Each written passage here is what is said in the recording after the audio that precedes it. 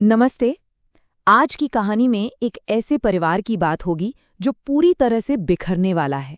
और तभी एक छोटी सी रहस्यमयी बच्ची आती है जो कहती है कि वो उन्हें बचा सकती है। तो चलिए शुरू करते हैं। कहानी की शुरुआत होती है एक समय के बहुत ही ताकतवर होउओ परिवार से, जो अब बर्बादी की कगार पर है। सोचिए, घर का सीईओ 5 साल से कोमा में है, कंपनी का दिवाला निकल रहा है, और ये जो बात है ना, ये उस घर की मुखिया की है जो उनकी बेबसी को साफ दिखाती है। और ठीक इसी माहौल में एंट्री होती है कैबाओ की, एक छोटी सी बच्ची जो न जाने कहाँ से आ जाती है और दावा करती है कि वो छोटे धन देवता है। वो परिवार को बचाने का वादा करती है, पर बदले में एक अजीब सी शर्त रखती है कि उसे परिवार का हिस्सा बनना है। तो सवाल ये है कि ये छोटे धन देवता आखिर है क्या? देखिए, कहानी के हिसाब से ये एक ऐसी दिव्य शक्ति है जो किस्मत को पलट सकती है। मतलब सिर्फ पैसा ही नहीं, ये बुरी किस्मत, बुरे सायों और गरीबी फैलाने वाली आत्माओं से भी लड़ सकती है। और ये बात कहानी में आगे बहुत जरूरी हो जाती है। और पता है, कैबाओ का असर वो तो एकदम जादुई होता है। रातों रात सब कुछ बदल जाता है। जो सीईओ 5 साल से कोमा में थे, वो होश में आ जाते हैं। जिस कंपनी के शेयर डूब रहे थे, उसकी कीमत करोड़ों में पहुंच जाती है, और उस नाउम्मीद परिवार में उम्मीद लौट आती है। लेकिन इन सारे चमत्कारों के बीच कहानी में एक बहुत बड़ा इमोशनल ट्विस्ट आता है। जैसे ही पिता आयुआन होश में आते हैं, वो कैबाओ को अपनाने से साफ इनकार कर देते हैं। जानते हैं क्यों? क्योंकि वो अपनी खोई हुई बेटी नान की यादों में जी रहे हैं और उसकी जगह किसी और को नहीं दे सकते। तो अब कैबाओ की असली परीक्षा शुरू होती है। उसे सिर्फ बुरी ताकतों और श्रापों से ही नहीं लड़ना, बल्कि परिवार के अंदर छुपे एक असली विलेन का भी सामना करना है। अब कैबाओ के सामने मुश्किलें एक नहीं बल्कि कई हैं। मतलब वो एक साथ कई लड़ाइयाँ लड़ रही है। एक तरफ गरीबी लाने वाले भूत, दूसरी तरफ एक श्रापित चीज, और सबसे खतरनाक परिवार का ही एक धोखेबाज इंसान। यहाँ पर ना कैबाओ की समझदारी देखने लायक है। वो सिर्फ अपनी शक्तियों पर निर्भर नहीं रहती, बल्कि अपना दिमाग चलाती है।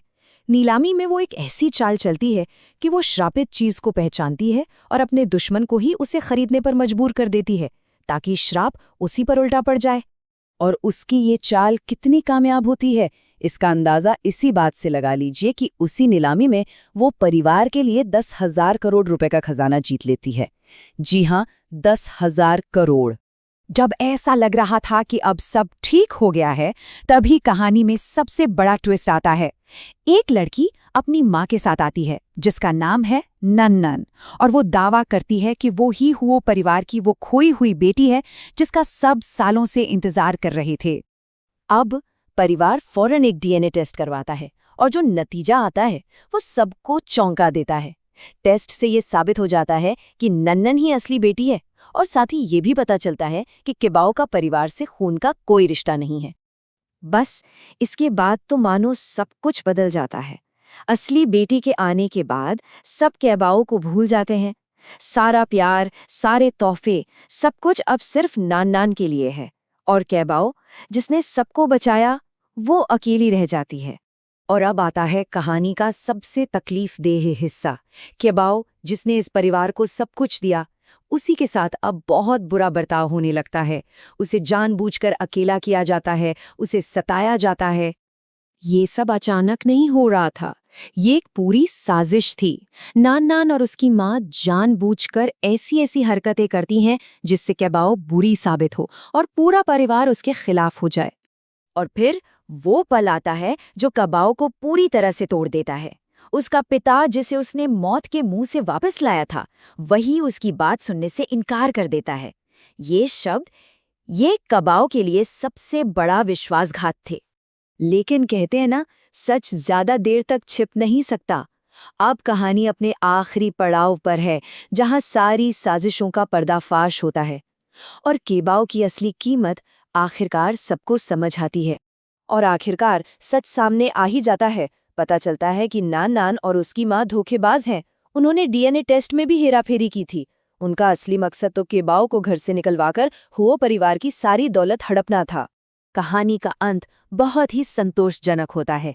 जब साजिश का पर्दाफाश होता है तो धोखेबाजों को उनकी सजा मिलती है और केबाओ जो असली हीरो है उसे उसका खोया हुआ सम्मान वापस मिल जाता है। तो देखिए, केबाओ का असली असर ये था, उसने सिर्फ पैसा नहीं दिया, उसने इस परिवार का सब कुछ बदल दिया। उनकी दौलत, उनकी सेहत और सबसे बढ़कर उनके टूटे हुए रिश्तों को फिर से जोड़ दिया। और आखिर में पिता के ये शब्द, ये सिर्फ शब्द नहीं हैं, ये इस बात का सबूत है कि उनका रिश्ता अब पूरी तरह से ठीक हो चुका है। ये केबाओ को बेटी के रूप में स्वीकार करने का ऐलान है, एक ऐसा रिश्ता जो खून के रिश्ते से भी ज्यादा गहरा है। तो ये कहानी आखिर में हमें एक बहुत गहरे सवाल के साथ छोड़ जाती है। क्या असली परिवार वो होता है जिसमें हम पैदा होते हैं, या वो जिसे हम अपनी वफादारी और प्यार से बनाते हैं? सोचने वाली बात है ना?